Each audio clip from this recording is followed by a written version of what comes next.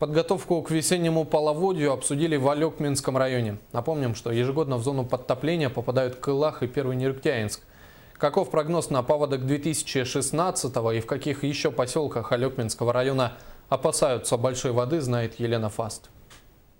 Итоговое совещание КЧС под председательством Виктора Амукова, заместителя председателя правительства республики, проходило в динамичном режиме. Цель задачи – готовность. Так построила работу зампред, не понаслышке знающий, что такое паводок. В этом году прогноз не обещает большой воды. Тем не менее, не исключается ситуация с образованием заторов.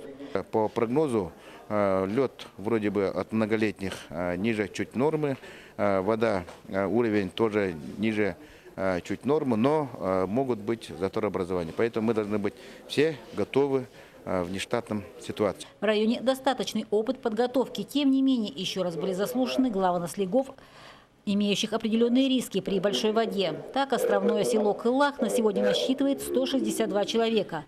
Они не попали ни в одну из программ по переселению. Своих средств у этих жителей попросту нет. Со своей стороны наслед заложил энную сумму на строительство социального дома в Допарае. Население в основном это пенсионного возраста люди там остались. Там есть инвалиды, 22 человека. Это те люди, которые еще остались непереселенная часть населения.